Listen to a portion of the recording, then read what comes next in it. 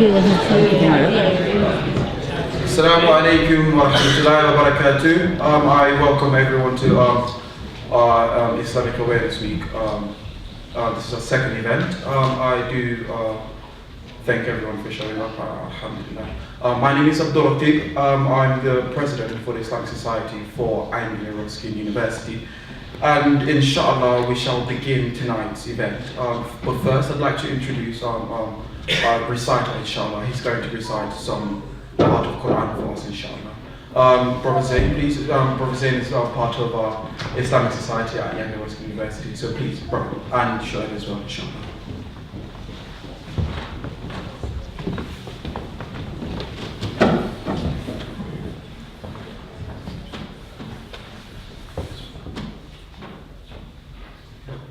أعوذ بالله من الشيطان الرجيم بسم الله الرحمن الرحيم الحمد لله رب العالمين الرحمن الرحيم مالك يوم الدين إياك نعبد وإياك نستعين اهدنا الصراط المستقيم صراط الذين أنعمت عليهم غير المغضوب عليهم ولا الضالين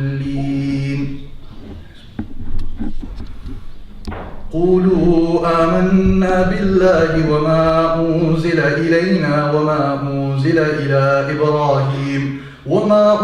إلى إبراهيم وإسماعيل وإسحاق ويعقوب والأسباط وما أوتي موسى وعيسى وما أوتي النبيون من ربهم لا نفرق بين أحد منهم ونحن له مسلمون صدق الله العظيم. The translation of the verse that Brother Zain just said is from the second surah in the Quran, verse 136.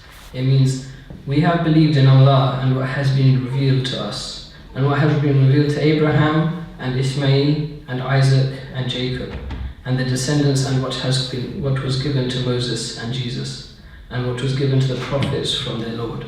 We have no distinction between any of them, and we are Muslims in submission to Him.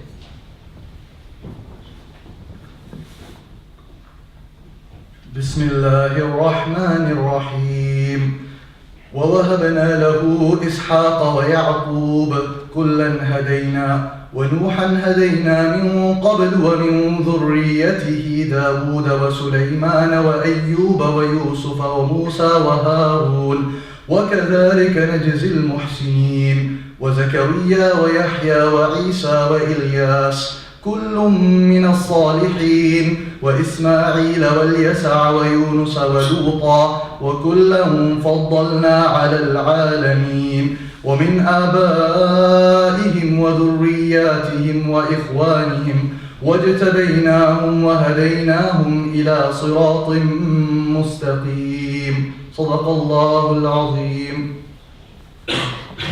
The verses just recited were from Surah 6, verses 84 to 86, and translate to, and we gave to Abraham, Isaac and Jacob, all of them we guided, and Noah. We guided before and among his descendants, David and Solomon and Job and Joseph and Moses and Aaron. Thus do we reward the doers of good, and Zechariah and John and Jesus and Elias, and all were of righteous, and Ishmael and Elisha and Jonah and Lot, and all of them we preferred over the worlds.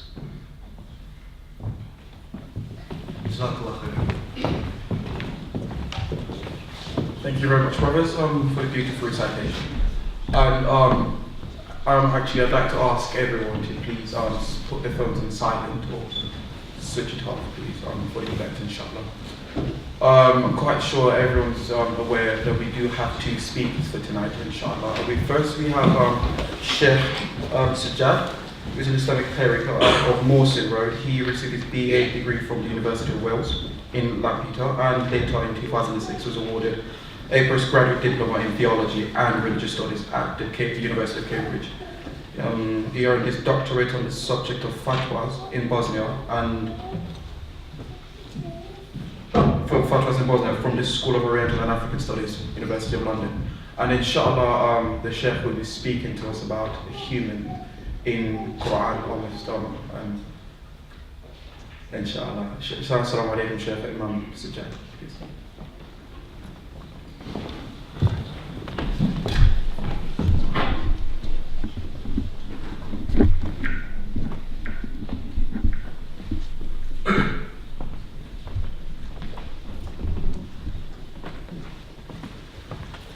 أعوذ بالله من الشيطان الرجيم بسم الله الرحمن الرحيم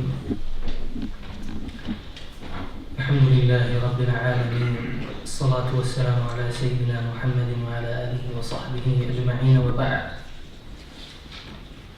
My respected brothers and sisters in Islam and honored guests, Assalamu alaikum wa rahmatullahi wa barakatuhu. Good evening to all of you, and thank you for coming to this event. Taking into consideration the topic of this event, I have decided to speak about a little bit more general on the prophets Muhammad, Isa, Jesus, and Moses, Musa alayhi salatu wasalam. So I'll be talking about prophethood in Islam, with special emphasis on the Prophet Muhammad sallallahu alayhi wasallam. And I will leave the difficult job to our next speaker to introduce to us and shed some light on three arguably greatest prophets and messengers to be sent by Almighty God to the mankind. Almighty says in chapter 40, verse 78, "We sent forth messengers before your time, O Muhammad.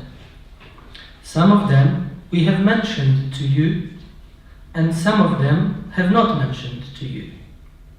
And it was not given to any messenger to bring forth a miracle other than by God's permission." Belief in God's messenger and message is a basic article of Islamic faith. Though it is sent to all humankind, revelation is not communicable directly from God to anyone at all times. The prophets, peace and blessings be upon them, functioned as a channel to receive and transmit the divine revelation to humankind. Though revelation and prophethood are not the same, they overlap and they are very much interrelated. God's revelation has been channeled through one of three forms, namely inspiration, or from behind a veil, or by sending an angel, as God says to us in chapter 42, verse 51. It was never in the form of personal contact or incarnation. In the Islamic worldview, as Professor Yaqub Zaki remarks, there has never been a time in history when God descended or made a radical transformation in his divine nature. When it relates to humankind, it is always a verbal communication clothed in language, but that language is not quite the same as that of ordinary human speech. It has something sublime to it that is not usually within the compass of ordinary speech. One of the fundamental doctrines of the Quran is that of the historical continuity of revelation, whereby God sent a series of messengers to every nation in order to guide them to the path of righteousness. God says, "And there is not a people, but a warner had gone among them." This continuity of revelation culminated in the revelation of the Quran and Muhammad's prophethood. All of these messengers came with an identical message according to Quran, that of submission to the will of God. And all of humankind are required to believe in the truthfulness of each one of them. Verily, those who deny God and his messengers by endeavoring to make a distinction between belief in God and belief in his messengers, and who say we believe in the one but we deny the other, they are truly denying the truth. Quran chapter 4 verse 150. The Quran uses two terms to denote prophethood. Rasul, the plural of which is Rusul, and Nabi, the plural of which is Anbiya and Nabiyyin. Rasul seems to denote a messenger with revelation who actually handed his community, while Nabi seems to denote a messenger or prophet who did not necessarily come with a new revelation or law. Allah elects whomsoever He will from among His messengers, Quran says. And moreover, they derive their authority solely from God. As the Quran says, prophets cannot bring forth a miracle other than by God's permission. Prophets are always chosen from among their own communities and are merely responsible for conveying God's message. Guidance, Muhammad was repeatedly told, is not his prerogative, but that of God. Muslims also hold that all prophets are sinless, ma'soom, and any wrongs attributed to them in the Quran are regarded as errors, akhta, rather than sins, dhunub, or ma'asi. Muslims also believe that Muhammad enjoined a distinction over all the other prophets, inasmuch as he was the last prophet and the bearer of a universal message, applicable to all people and all times.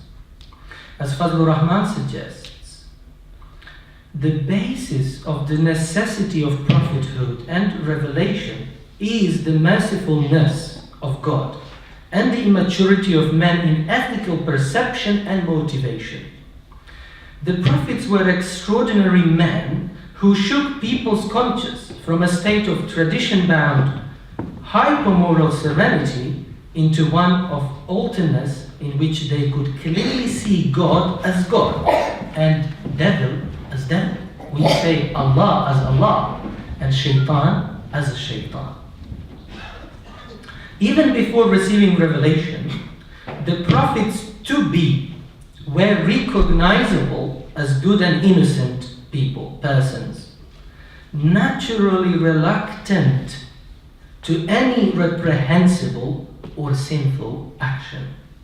They were disposed to avoid and shun blameworthy actions, as if such actions were the negation of their very nature. Such dispositions were necessary for their souls to be capable of receiving revelation and of bearing the grand responsibility they were to undertake. Ibn Khaldun suggests that there are 6 essential characteristics of prophethood. First, truthfulness. Second, trustworthiness. Third, communication of God's commands. Next is intelligence. The following is infallibility and the lack of any mental or physical defects. I'll repeat again these 6 essential traits or characteristics of prophethood: truthfulness, trustworthiness, communication of God's commands, intelligence, infallibility, and lack of any mental or physical defect.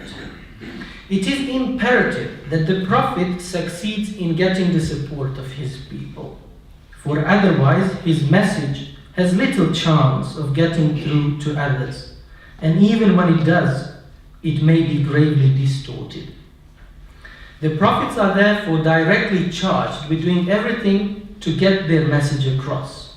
The Quran often speaks of a confrontation on the Day of Judgment between the prophets and their peoples. God says, "We shall certainly ask those to whom the messengers were sent, and we shall equally question the messengers, and we shall surely relate to them what transpired between them on the basis of sure knowledge, and we are never absent." The Prophet Muhammad is urged to proclaim the message without any reservations in your mind, and loudly and uncompromisingly. And also the confrontation of Jews with Christians. From every community a witness, that is, the Prophet sent to them, will be brought forth. The Prophet Muhammad shall declare, O my Lord, my people have abandoned this Quran. According to the Quran, the succession of divine messengers came to an end with the Prophet Muhammad. God says in chapter 33, verse 40, Muhammad is not the father of any of your men, but he is God's messenger and the seal of the prophets. This interpretation appears correct, but to an outsider, the belief appears dogmatic and is in need of rationalization. Medieval Muslim thinkers, theologians, philosophers, and historians have formulated several arguments to this end, mainly on the two different but allied bases: that there has been an evolution in religion. That there has been an evolution in religion, of which Islam is the final form, and that an examination of the content of religions shows that Islam is the most adequate and perfect religion. The proposition of the finality of the mission of Muhammad does appear to be corroborative by the fact that no global religious movement has arisen since Islam. Not that there have been no claimants, but that there have been no real claimants. Although prophecy is indivisible, not all prophets are equal, for we have made some messengers more excellent than others, the Quran says, chapter 2, verse 253, and also chapter 17, verse 55. Muhammad, like all other prophets, is a warner and giver of good tidings, and his mission is to preach constantly and bravely. Since this message is from God and is directly needed by men for survival and success, it has to be accepted by man and also implemented. His preaching, therefore, is no conventional speech making, but has to bring home the crucial message. If the message is not accepted and the mission does not succeed, then the preacher may have discharged his duty, but God has definitely failed and humanity is doomed. But if God's purposes are frustrated and humanity doomed, has the preacher discharged his duty? The question. His duty is to succeed in implementing the message in order to reform the earth and remove corruption therefrom, and also to institute an ethically based social order wherein good shall be commanded and evil prohibited, and God's sovereignty shall be upheld. This trend represents the basic thirst and the real motive of Muhammad, both inside and outside the noble book Quran. He must be constantly on the move in order to persuade his people to accept this divine message that he brought.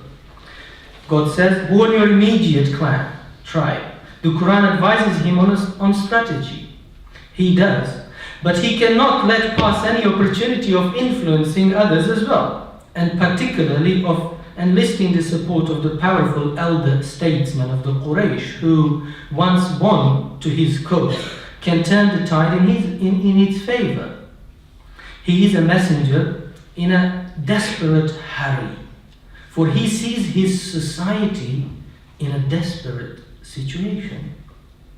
God says, during the day you perform a long outreach indeed. The Quran says to him, we are going to put onto your shoulders a heavy coal. Therefore, he is to stand through the night, except a small portion of it, in intimate prayer to your Lord. This so-called heavy coal replaces that burden which was breaking your back. The torment realization of the acute problems in his society in particular, and human society in general, and his search for solutions through prayer and contemplation in the cave of Hira, God says, he found you probing in the dark and guided you to the right path. In his unrelenting effort to further God's cause, the Prophet Muhammad was once reprimanded by the Quran. While he was conversing with Al-Walid ibn al-Mughira, an influential Meccan, he was approached with a question by a blind early convert to Islam, Abdullah ibn Maktoum. The Prophet was irritated at this intrusion and ignored the blind man. The Quran then said, he frowned and turned his back that the blind man approached him. What do you know, O Muhammad, if perchance the blind man has a pure heart, or he remembers God, and this remembrance benefits him? As for him, the influential Meccan, who proudly considers himself self-sufficient, you seek him out on purpose, and it will do you no harm if he does not become pure. But as for him who comes running to you and he fears God, you ignore him. Nay. This Quran is but an admonition, reminder, whosoever will, let him take it. It is in noble documents, sealed and pure, in the hands of divine messengers, the angels or agencies of revelations, as commentators say. This restless and unhalting campaign had attracted some devoted followers, mainly from the lower and non-merchant classes, but a number also of the well-to-do merchants and religiously sensitive personalities. Since the message of Muhammad apparently threatened the larger vested interests of the Meccan business aristocrats in the economic field as well as the religious, most of them opted to reject the message and Muhammad. Not long after the message began to be preached publicly, the persecution of Muslims started. The weaker classes in the new community particularly came under trials and dire pressures. The new message in many cases also divided families and set brothers against brother and son against father, a phenomenon most disastrous for Arab tribal society, whose solidarity rested on blood ties and affiliation pacts. As the struggle went on, the Meccans became more and more perturbed and distressed and tried to persuade Muhammad's uncle Abu Talib, who had not accepted his nephew's message but had given him protection, either to cause Muhammad to desist or to withdraw his support from him. These repeated attempts were all unsuccessful. Muhammad is told that he is only a warner, a reminder. Your task is only to preach. You are not a warden over them, God says. You cannot force them. God, it is who can make those hear whom He wills. You cannot cause the dead to hear in their graves. If God has so willed, He would have caused the whole world to come to guidance and made them one community. In moments of unusual difficulty, the Quran tells him that if these people do not believe and mend their ways, they will be doomed, either before his eyes or after his demise, after his death. Either we shall show you something of the punishment which we have warned them of, or we shall bring your life to a term, Quran says, chapter 10, verse 46. Earlier prophets had faced similar situations of frustration and distress, anxiety, until they cried out, "When will God's help come? Lo, God's help is at hand, nearby." God's help is certainly conditional upon the efforts of the prophets and their followers, which is their help to God. But in the end, victory will be theirs. God says, it is God's party that is victorious. Chapter 37, verse 173.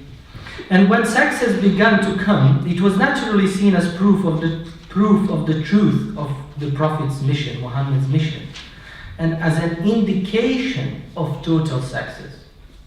God says, these people, the pagans, want to extinguish God's light by blowing at it with their mouths. But God will not have it otherwise except to complete His light, even though the disbelievers dislike it. It is because of this basic line of thought concerning the final victory of good over evil that the Quran refers constantly to the vindication of Noah Noah, who was saved from the flood, or Abraham, who was saved from fire, or Moses, who was saved from Pharaoh and his hordes, and of Jesus, who was saved from execution at the hands of the Jews. The Quran obviously rejects the crucifixion story. Muhammad must equally be blameless. He will not only be saved, but his message will be victorious. Hence, he must proclaim the message loudly and without reservations. God says, proclaim loudly what you are commanded and become indifferent to those who assign partners to God. This is a book that has been sent to you, so let there be no heaviness in your heart about it, that you should warn people by it. O messenger, proclaim what has been sent down to you from your Lord. For if you do not, you have not proclaimed your message, his message. God will protect you from people. Prophets are humans who must constantly struggle inwardly. But in this inward struggle, truth and righteousness prevail. If prophets did not struggle and suffer inner struggle or jihad, they could not become examples for other humans. We are told that Abraham, the example of all prophets, asked God to show him how you can revive the dead. And when God asked him, do you not believe? Abraham replied, yes, but still I want to set my heart at complete rest. That Muhammad neither anticipated his becoming the prophet, nor deliberately prepared himself to become one, is also clearly demonstrated in several passages in the Quran. For example, God says, he who has laid the obligation of the Quran upon you will certainly bring you to a satisfactory end. Say, my Lord knows best who has brought guidance and who is clearly astray. You never did expect that the book would be given to you. It is only a mercy from your Lord. Even so did we send to you a spirit of our command. You did not know before this what the book is, nor faith. We have made it a light whereby we guide whomsoever we will. Yet we may still say that in some sense Muhammad did prepare himself for prophethood, though not consciously. For he had an intense natural inborn sensitivity for moral problems confronting man. This sensitivity, one may argue, was increased by the fact that he was orphaned so early in life. Muhammad had no conscious desire to become prophet. Rather, his experience of revelation was sudden, and God says, if Allah so willed, I would not be reciting it to you. For this reason, when Muhammad's opponents asked him why he had come to be prophet, and why was this Quran not sent down upon some big man in the two cities of Mecca and Taif, the Quran gives both kinds of reply. Do they distribute the mercy of your Lord? And God knows where to put his risala, revelation, message.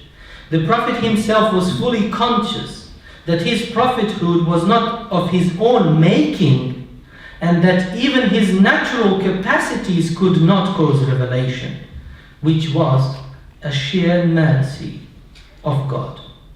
Do they say that he had forged the Quran, Muhammad, as a lie upon God? If God wills, he shall seal up your heart so that there will be no more revelation. Chapter 42, verse 24.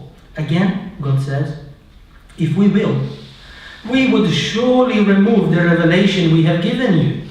Then you will find no one who can help you with it, despite us. Thank you very much for your patience. Thank you.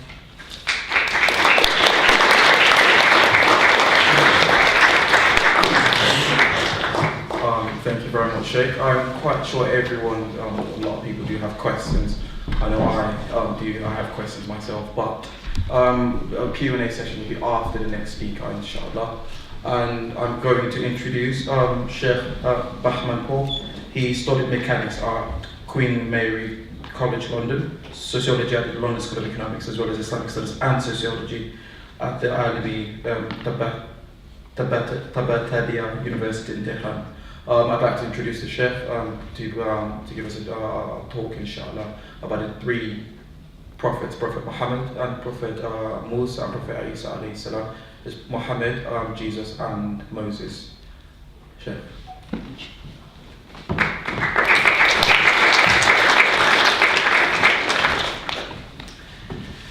Bismillah ar-Rahman ar-Rahim. Assalamu alaikum wa rahmatullah. May peace of God be upon all of you.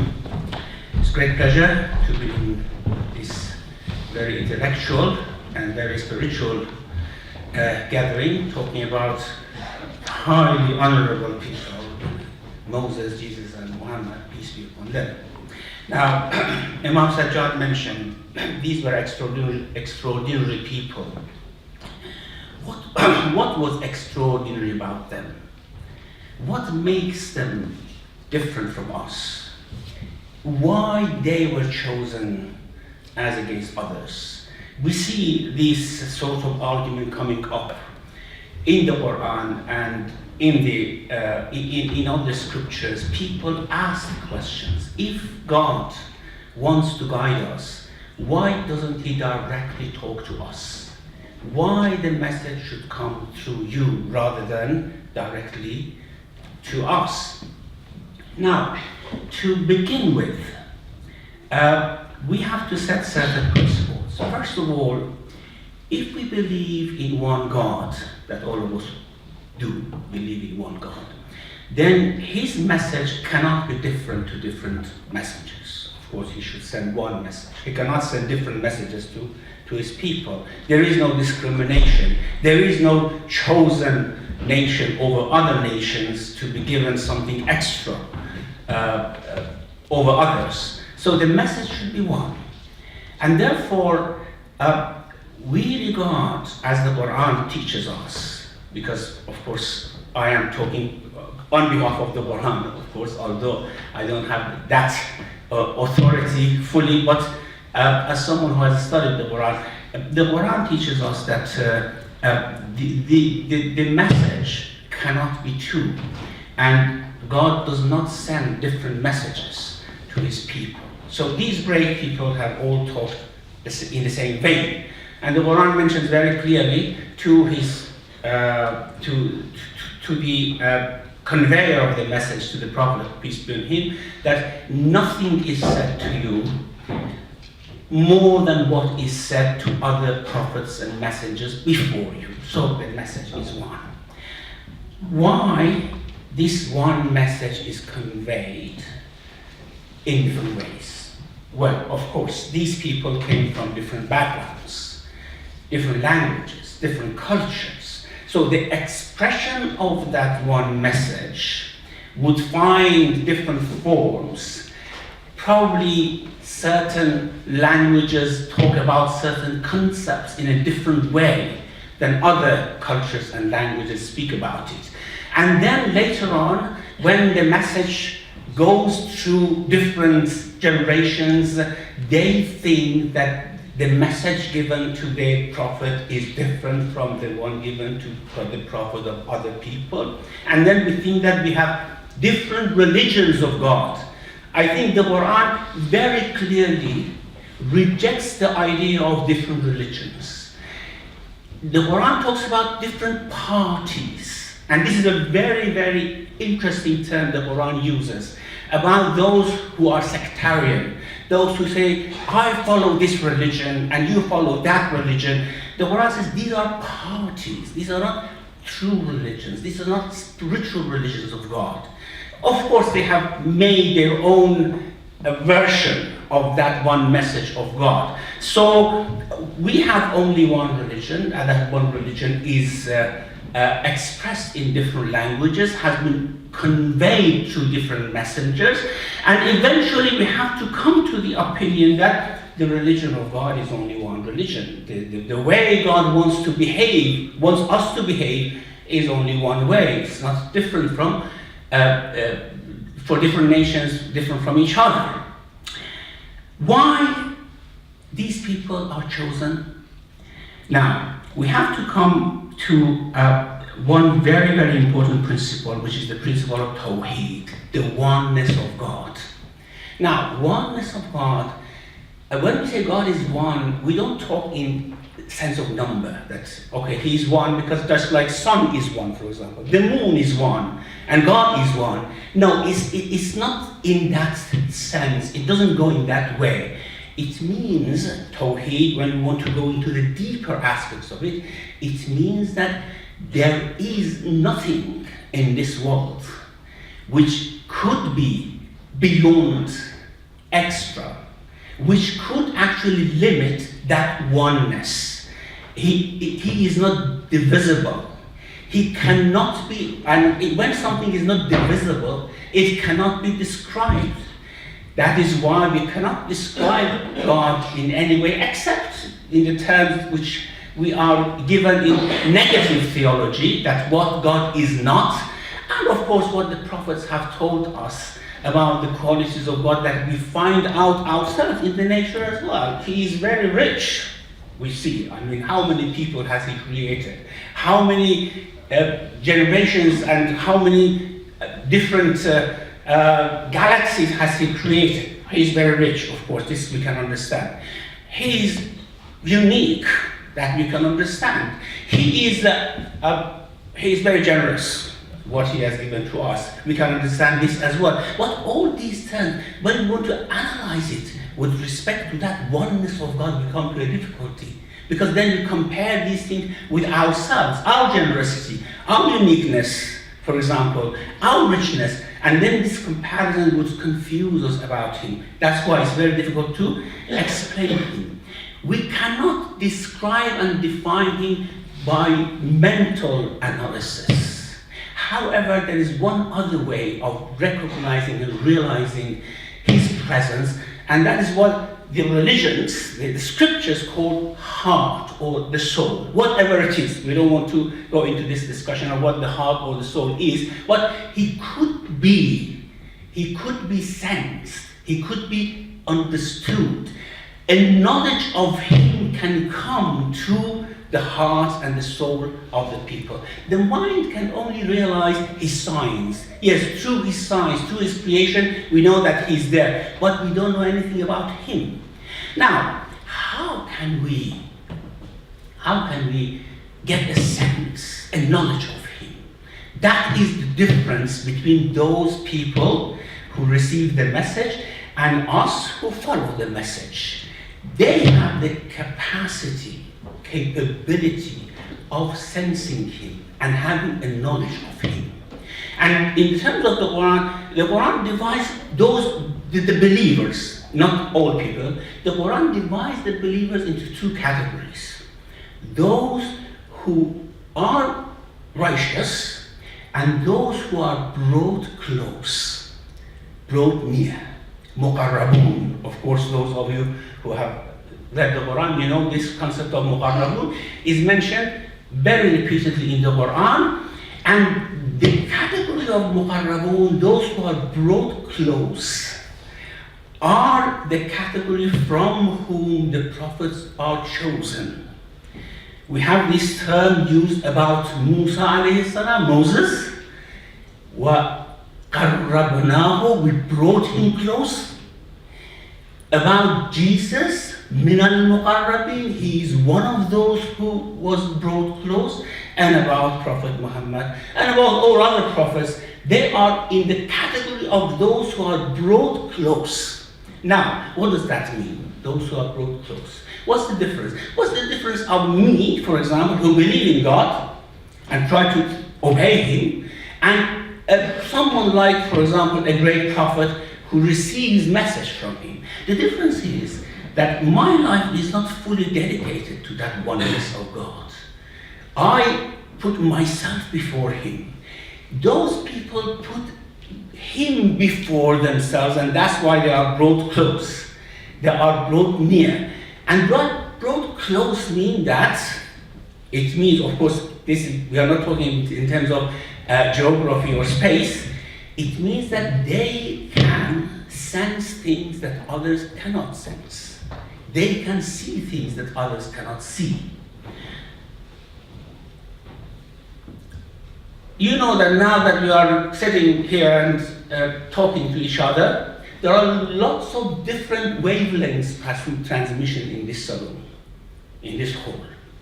We don't see them because we don't have the receiver. We don't have the reception. If we have a receiver, if we have a satellite receiver, and we have, of course, a monitor, we can get these wavelengths and see different films, different programs. It's all going on, it's all here. It's all in this hall. We cannot sense it because we don't have the receiver for it. Now, this example, of course, it's not quite exactly the same, but God is present here now. We know that. He is present everywhere. Actually, He is present everywhere in the sense that He is nowhere because He has created the space. So He cannot be inside the space. He cannot be inside time because He has created the time. It's very obvious.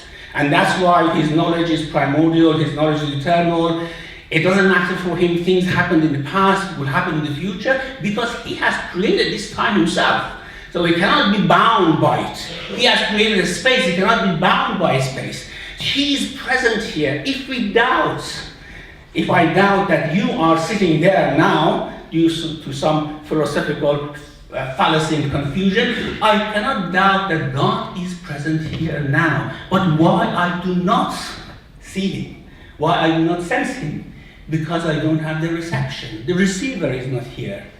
Or I have the receiver, that's the heart of the soul, it doesn't work. It's broken. The receiver to receive, to sense the presence of God here is broken. Now, these people, Muqarrabun, those who are brought close, their receivers are intact. They not only they sense the presence of God, they get knowledge about Him. And then, of course, when they get that knowledge, when they are brought close, they can be communicated by God. They have the capacity to be communicated by God. It's not the case that God doesn't want us to hear His voice or doesn't want to communicate with us.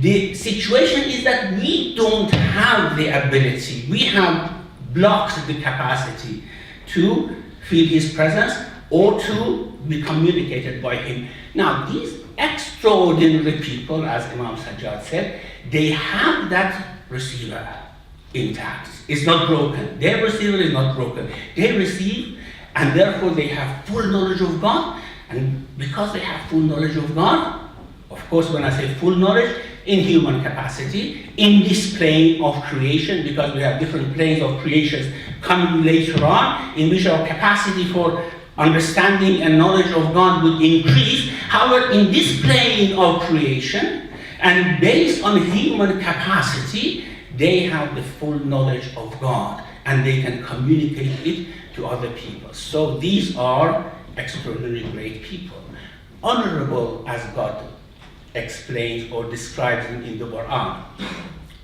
Again, about Moses, God says he was honorable.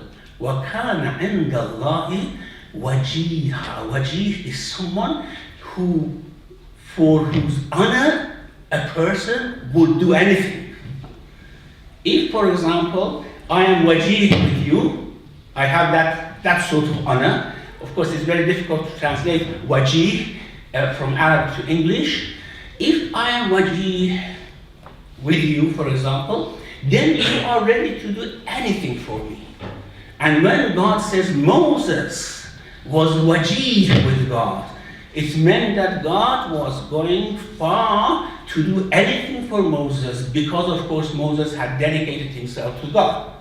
Again, when we come to Prophet Jesus, peace be upon him, when God is giving, in chapter 3, giving the good news of Jesus being born, that he would be born from Mary, giving the news to the Mary, breaking the news to the Mary, says that wajihan fi dunya wal akhirah. He is honorable in this world and in the next world, in this plane of creation. And in the next plane of creation, he has that honor, and it means God would go far to do anything for Jesus. And of course, the description, the dramatic description mentioned in the Quran about what happens in the next plane when Jesus and Moses and Muhammad are brought forth to witness about their people, we see that honor which is kept for them and that honorable station and position which is kept for them there. So, the messengers are honorable, the reception fully working. What is their message? Now, this is very important. We talked about God, we talked about those who can receive the message of God, but what is this message that they have tried to convey to us? And if the message has been won, why are we so different from each other? Not in terms of different religions, even in one religion, we are very different. Just take the example of religion of Islam. There are certain Muslims who believe that God has a physical body, sitting on a throne somewhere in the heaven. And there are certain Muslims on the other extreme who believe that God cannot be described at all. There cannot be any knowledge about God. So we have these two extremes, and then in the middle we have many different types of ideas about God. So if that is possible in one religion, how about other different religions which are not common in their prophet, for example? If the message is one, and then how to worship Him? Again, if the message is one, why the way we worship God is different? Why we worship Him in different ways, in different terms, in different words? So the confusion is when the message reaches people. I think we have to distinguish between two categories of message. When the message comes to the prophet or the messenger and is communicated by him to the people, I think there we cannot find any difference. The other category of message is when the message is received by the people and is expressed, is explained by the people, the way they construe this message, of course then confusion comes. Now, what we have to do is, knowing that the message is one, and knowing that the confusion does not come from the prophet, the messenger, it comes from us.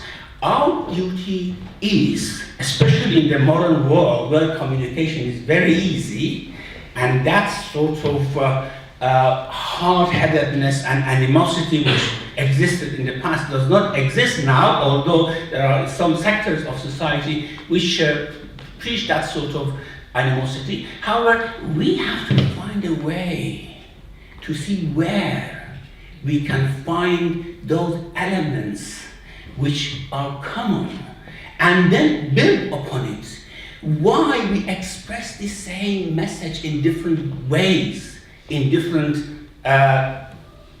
versions, so to speak. So how we do that? We have to find out. And I think it is our duty. You know, revelation is a unique event coming to a unique person. There's no doubt about it. However, communicating that message and that revelation to the people is not the duty of that one person. It is not possible. It is a collective project. It's a social project. Just imagine if Jesus didn't have those disciples who preached his message afterwards to the people. Well, he would have died and his message would have been forgotten. Incidentally, the Quran mentions this in chapter 61, Surah As-Saf, talks to the companions of the Prophet Muhammad that you should be like the disciples of Jesus. If it was not for the disciples of Jesus, the message would not have spread. And now you have to learn to be like the disciples of Jesus. Those of you, of course, who are familiar with chapter 61, يا أيها الذين آمنوا كونوا أنصار الله كما قال عيسى ابن مريم للحواريين من أنصاري إلى الله. Oh, you who believe, be helpers of God, What does that mean? Does God need help? Yes, of course, in this sense, he needs help because he has left the message to us, to these meager, ignorant human beings, to take this message forward to other generations. So, all you who believe, as the companions of the Prophet, of course, when the address comes, all you who believe, be the helpers of God in the same way. When Jesus said to his disciples, who's going to help me in the way of God? And of course the disciples said, we are going to help you. And it was because of that people believed. That people believed in the message of Jesus. It was because of that. So the collective project of faith is now upon our shoulders. We have to understand that the faith in God and the message, the unique message which has come through different historical eras cannot be taken forward except through people who believe in it. And therefore, we have to be able, first of all, to understand the message, and secondly, to convey it. Unfortunately, as soon as understanding the message is mentioned, we go to our sectarian ideas. And sectarian ideas, not between different religions, even in one religion. I'm a Shia, of course, the message is what the Shia understand it. If there is a Sunni, he may think that yes, the message is what the Sunni understands it. And what about different inclinations or different views among the Sunnis and among the Shias? We have Ash'aris, we have Mu'tazilas, they have completely opposing ideas. As soon as we take religion into this sectarian sort of understanding, then it will become parties. I am brought up in a Shia family. I don't know what Shia say actually. But as soon as I see someone who attacks the Shia, I become angry. Why do you attack Shia? I am a Shia. Or I am a Sunni, for example. Why do you attack the Sunni? I am a Sunni. Okay, what do really the Sunni say? Which is different from Shia? Well, I don't know. I have to think about it. I have to go and ask the Imam, for example. What do we say about this? This is the party. This is the meaning of party. This is what actually the Quran terms for those who follow the sectarian things. I'm a Muslim, you are a Christian. Okay, as soon as we meet each other, we have gods. Well, he's a Christian or she's a Christian, I'm a Muslim. We are very different from each other. We follow different gods. We follow different messages. We follow different message. Well, this is not the right way of going about understanding that one message of God.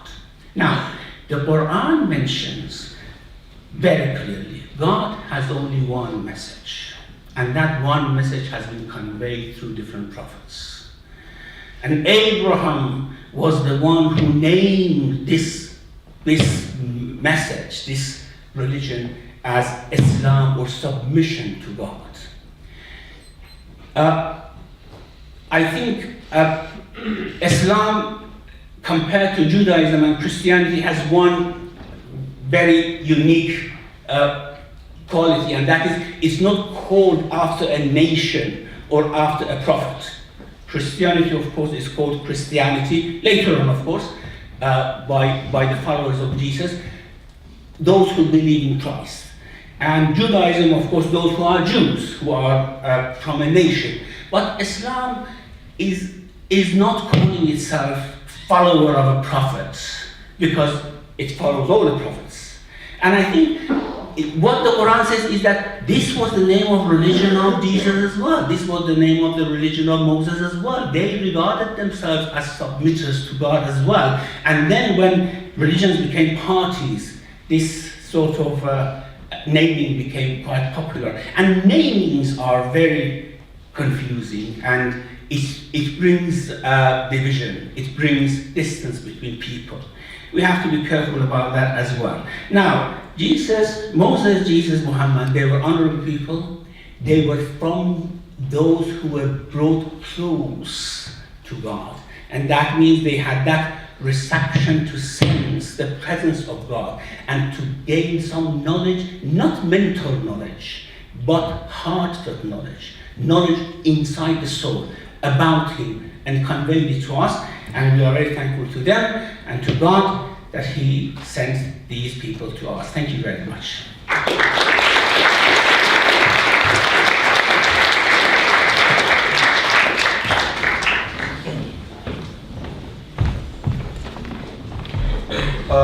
I'd like to call both Sheikhs to the chair, and inshallah, and we can ask them questions. If you do have questions, please, Sheikhs.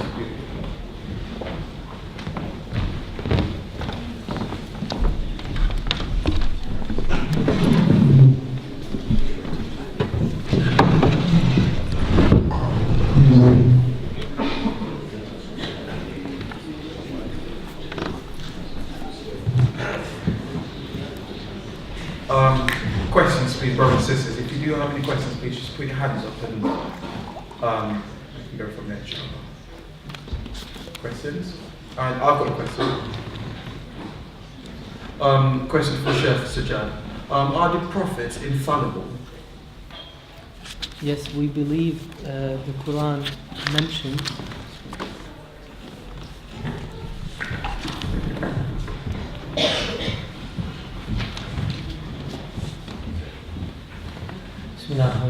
So the first question was, are all the prophets and messengers infallible?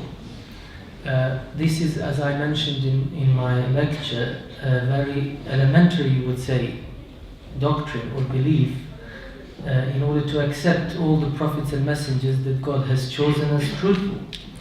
And they wouldn't be able to receive the revelation. The receiver will not be intact, as the Shaykh was saying to us, if it was any other way but them being sinless, infallible.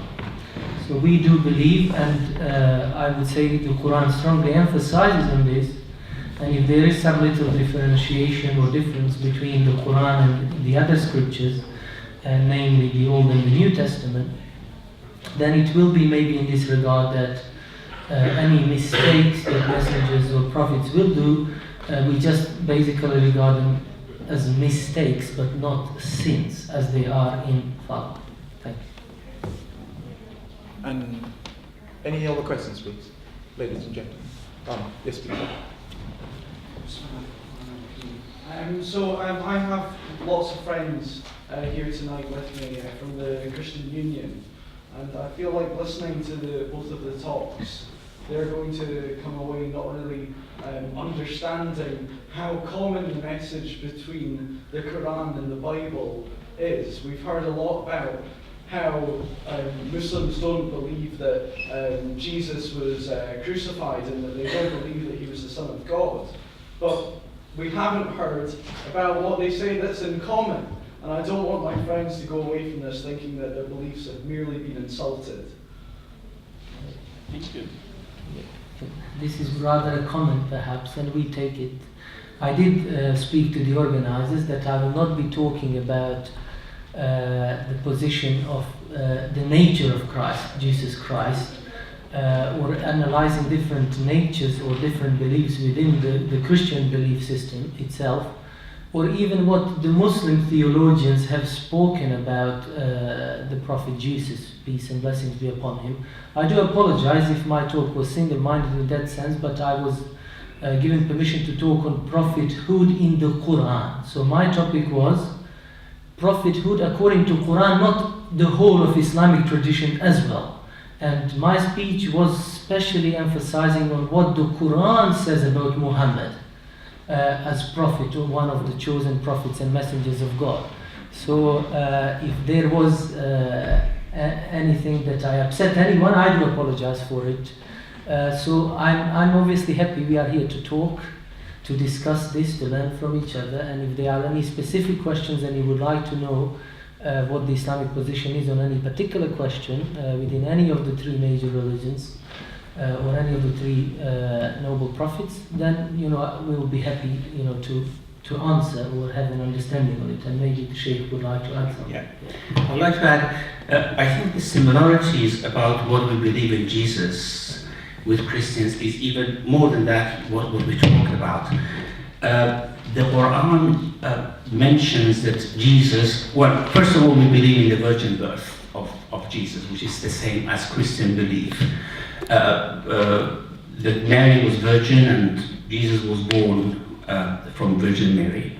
And secondly, the Quran mentions that he was a word of God. Exactly the same terminology that the Bible speaks about, the Gospel speaks about.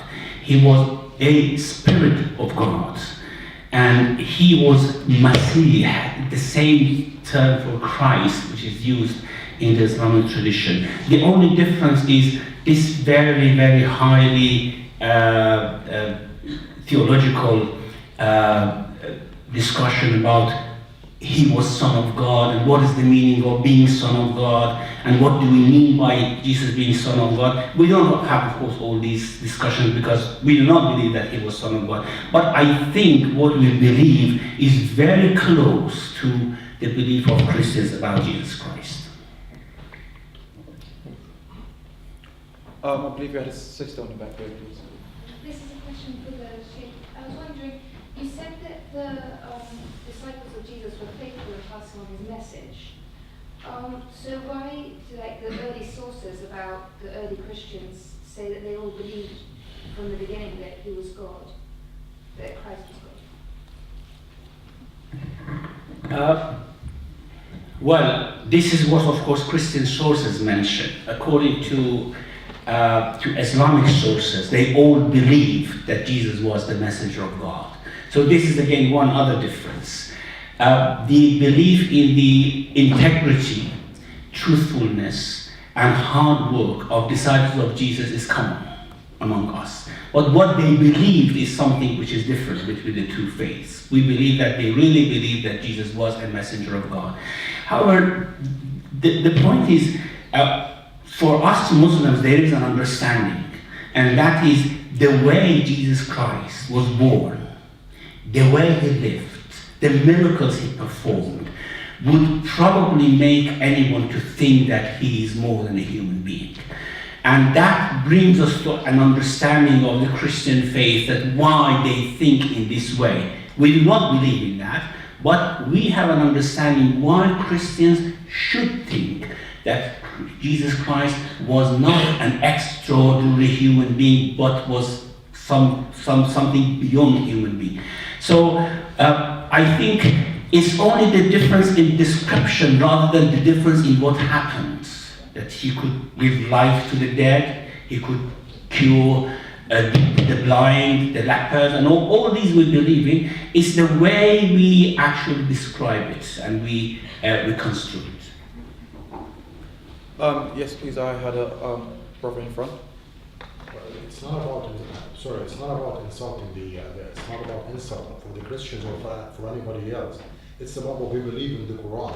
This is what the Quran says in women verse. It says he wasn't crucified and he was pulled up in the sky. Simple as that. We can't go any further.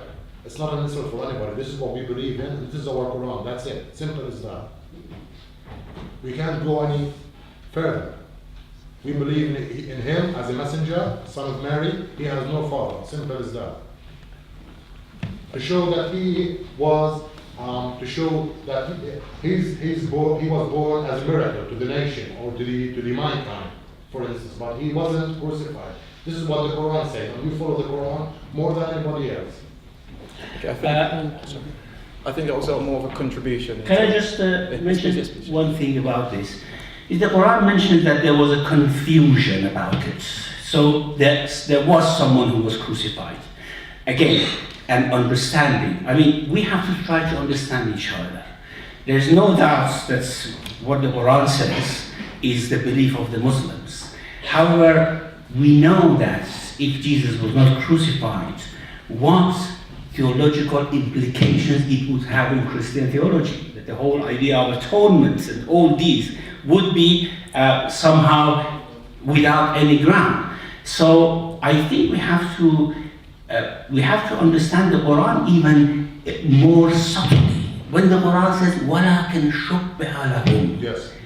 there was a confusion there. It is giving some sort of confession to those who believe that Jesus was crucified, isn't it? That there was a confusion there. Someone was crucified whom it was believed that he was Jesus Christ, isn't it? It was believed, but it's one of his students. It's not him. No, I mean, this is what the Quran says, that it was believed that he was crucified. And when we want to talk to each other, we have to bring all these into consideration, I think. Yeah. Okay, going back to questions, please. I believe we had a... Yes, please, sir. So, on a similar topic, I think that we'll focus on the resurrection. It seems that the crucifixion and then resurrection are the kind of foundation of what his disciples were speaking about when they were sharing. And yeah, I wonder sort of what the sources are that kind of present something different to that, and where they come from. As I said, the sources, the Islamic sources, which talk about this historical development of Christianity, it talks in a very different way than Christian sources. I think both Christians and Muslims believe that Jesus ascended to heaven. I mean, this is a common idea. But if he was not crucified, that means he was not resurrected. And that means he was alive. And in those 40 days which took between the crucifixion of Jesus in Christian view, or that person in Muslim view, and the time when he did ascend to heaven, he talked to his disciples. Everything else is there. He came, he appeared to the disciples, he talked to them. At the end of chapter 5 of the Quran, there is this encounter of Jesus after crucifixion event. I say crucifixion event because we mean different things by crucifixion, okay? When Jesus met the disciples did not believe that he was Jesus. At the end of chapter 5, it mentions that when the disciples said, "If you are truthful, then bring food from heaven for us." So he showed the miracle to them, and they believed that he was Jesus. And this shows the confusion there. There was real confusion about the crucifixion. And then, of course, they believed. Now, we, as Muslims, the Muslim sources tell us that the disciples exactly preached what Jesus Christ preached. Then, of course, there were conflict even between the disciples themselves, between Paul and Peter, for example. We know that. Between Barnabas and Paul, we know that they actually disagreed with each other on many different things. And then, of course, probably the differences have come from those disagreements of the disciples. Mainly, of course, the disagreement was between Paul and other disciples. And therefore, again, we are talking about two different traditions of explanation of what happened after the crucifixion, the event. After the crucifixion event, what happened after is two different traditions of how we explain it. I believe we had a... Yes, please? Yeah, yes. Thank you very much. I was just wondering why none of the prophets were female.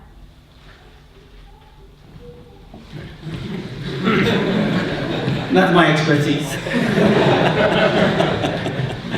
Thank you for the question. Only recently I was asked this question at the college where I teach in London by some female students, not surprisingly so. And well, God tells us, I can again speak only on the authority of the Quran, because that's the book that I have studied and analyzed. The Quran clearly says we have sent forth messengers before, and they were all men, rijalan. And unto them we gave revelations. So there is this term in our understanding of the term in language, which says rijalan. وَمَا أَرْسَلْنَا مِنْ رَسُولٍ مِنْ رِجَالٍ نُوحِي إِلَيْهِمْ, except men that we reveal unto them. There are obviously explanations which say this term rijal doesn't necessarily have to mean men. It can mean anyone who walks on rijal. Rijalan means any human person that walks on 2 feet, and that is called rijlain in Arabic language. So there are obviously commentators who try to defend this position and say the term itself doesn't categorically say that prophets and messengers can be only men and not women, and this term in the Quran could be interpreted in a different way. But I like this answer to the question, which is upheld by most majority traditional theologians, I would say, in Islamic tradition. The Quran at the same time, while it says we did not send message or revelation except to Rijal, let's say to Rijal, at the same time nowhere does the Quran reject or deny that there were no prophets or messengers among the females. And likewise, if you look at the tradition of our Prophet Muhammad, peace and blessings be upon him, he does speak so well of some of the previous nations and the female followers of those nations, especially Mary. So we do have very strong indication in the Quran and the mother of Moses, actually, that they were inspired, revelation from God to them. So the God also says that even He inspires to be. Animals can receive revelation. So the Quran and the Sunnah, I would say, the Islamic tradition does not deny that there were no female prophets per se at all in any nation, in any people. It's very hard, in fact, probably impossible for anyone to establish today how many prophets came since the beginning of mankind and to which nations they were sent. And now to go even further and say we know exactly their gender and everything about them, my belief is, that the Quran tells me, is that we know only a little bit of those prophets. Only some. Even to Muhammad, Allah didn't narrate all of them. Only some. Mainly because what is concerning us and our guidance and our own life is mentioned in the book, in the revelations for the people that will be born after it. So I will conclude by this. While we don't know of any female prophets in the Quran or Islamic tradition, both the Quran and the traditions of our Prophet do not deny or explicitly mention that there was never ever any female prophet. And likewise you can say the Quranic verse which does say that revelations were sent only to men or given to men is open to interpretation as well. I think this probably is enough for us. If you would like to add something. Actually, some Muslim scholars like Ibn Hazm believe that Mary was a prophetess, because the Quran explicitly mentions that the angels communicated with her and talked to her. And then the definition of a prophet is whoever is communicated by God through angels is a prophet or a prophetess. So there has been this idea. However, I think we have to contextually analyze the issue as well. It was not common for women. Women may have received revelation from God, but conveying that message to people, especially in the context of those times, by a woman, probably was not possible at all. I mean, contextually it was not possible. Socially it was not possible. Sir, I was just got a question, please. And then after, then answer. In the Gospel, Jesus is recorded as predicting his own death and his resurrection. And then after his resurrection, he's recorded as explaining that it was necessary for him to die to some of his disciples. Given that the Quran says that Jesus did not die, doesn't that mean that they are not teaching the same message? I think this is just an incident. It doesn't mean the message is different. I mean, the message was worship God and do not worship anything but God. I didn't have time to develop and expand on the message, which is very, very important. Worship only God and nothing but God. And worship, of course, doesn't mean just bowing before idols. Worship is to adore. Worship is to dedicate oneself to. And what the message is that you are above the position to bow or to adorn anything less than God. You have to worship God and in your life and nothing but Him. This is the message. Now, whether Jesus died and resurrected or He did not, that only has some bearing on very, very complicated theological issues. I don't think it touches the core of the message. Now, with regards to the Gospels, as I said, these are traditions written afterwards, later, and we know that there are many Gospels written and 4 were chosen as the official Gospels. Now, if that is the case, if we can pick and choose which ideas about Jesus we accept and which ideas we do not accept, then we come to this understanding, okay, Muslims are accepting this idea about Jesus and are rejecting these ideas about Jesus, but the core message is the same. Now, the only thing is about whether Jesus is Son of God or not, and I have heard many explanations from Christian colleagues about this, which actually comes to the effect that, yes, there is only one God and Jesus was a manifestation of His qualities on the earth, which we do not deny that. I mean, the manifestation of the best qualities, the most beautiful qualities of God manifested in this human being, that we do not deny that. But I think the core of the message, worship one God and nothing but Him, is the same in all religions. Right. I'm sorry, but we have run out of time, so therefore we have to call it a day. Well, after one quick question from me. Is there a distinction between a prophet and a messenger? As I said in the lecture here, there are 2 terms the Quran uses to denote prophethood, the recipient of prophethood, Rasul and Nabi. And I already mentioned, it seems that Rasul is someone who received message from God and he was responsible to preach this message to his people, while Nabi is just a prophet who was communicated, who received revelations from God but didn't have this command or obligation to preach. So in this sense, there seems to be some differentiation. However, the fact that the Quran refers to those who are known to receive revelation and Sharia law and were told to preach it and to establish it with their communities are also referred to as al-anbiya or prophets, which more or less really says that we cannot really hold this differentiation between Rasul and Prophet, namely that Rasul is the recipient of the message, Risala, and Nabi isn't. You cannot really hold up this definitely, but there is some differentiation between some of the prophets and messengers that God sent. But the correct opinion will be to call them all either prophets or messengers.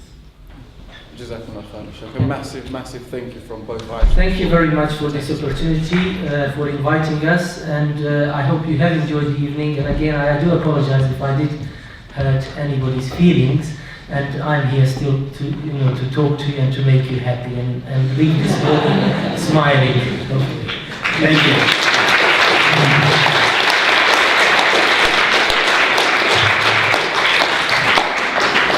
Just to finalise tonight's event, I'd like everyone's got feedback sheets. Please do fill them out. They are very, very helpful. And also, we've got 3 packs outside. Contains Quran, contains leaflets, etc. And I'm pretty sure everyone's got the leaflets on the seats, containing information about the rest of the events for the week. And also there is going to be a roundup dinner at the end of the week, which is on the 1st of March, I believe. And the roundup dinner will cost £7 for members, and for non-members you go for free, inshallah. And also, basically free dinner for non-ISLOC members. So come and catch me or somebody else in front desk to get one of these slips. Write your name down and come for next week to get some free nice food. Make sure you fast that day so you have a taste of Ramadan. Okay, and one last thing, the Anglo-Ruskin University Islamic Society, they're having a charity dinner, which I believe is on the 7th of March. Everyone is invited, so please do come. Massive thank you.